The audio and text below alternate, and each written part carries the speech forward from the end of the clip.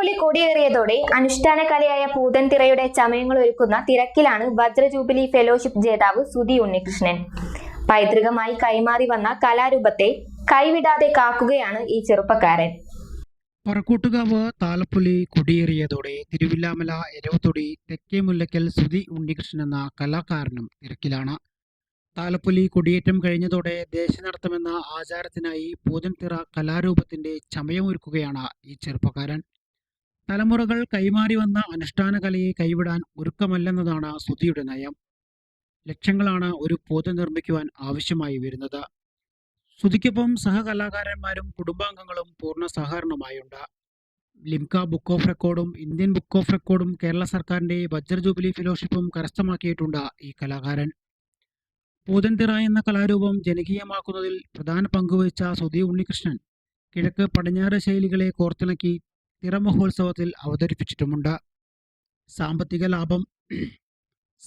ലാഭം നോക്കിയല്ല ഓരോ തട്ടകത്തിലെയും കലാകാരന്മാർ തട്ടക ഉത്സവകാലത്ത് ദേശനടത്തം നടത്തുന്നതെന്നും സുധി പറഞ്ഞു. 10ഓളം പേരാണ് ദേശനടത്തത്തിനായി ഓരോ സംഘത്തിലും ഉണ്ടാവുക.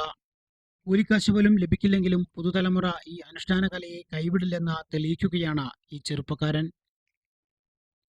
ഞങ്ങളിത് പാരമ്പര്യമായിട്ട് ചെയ്തു വരുന്നൊരു കലാരൂപമാണ്.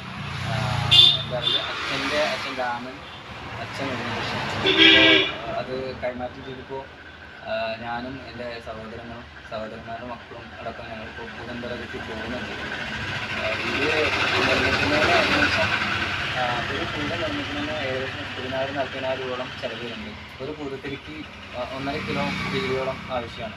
1.5 കിലോ പീലിക്ക് 4,500-5,000 രൂപ ചിലവ് വരുന്നുണ്ട്.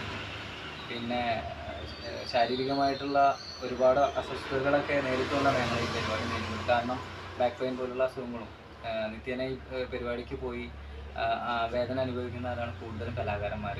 അവർക്ക് പരിഗണന കിട്ടില്ല എന്ന് പറയുമ്പോൾ ഏറെ ദുഃഖകരമായിട്ടുള്ള ഒരു കാര്യം കൂടി. SCV news, Thiruvilwamala.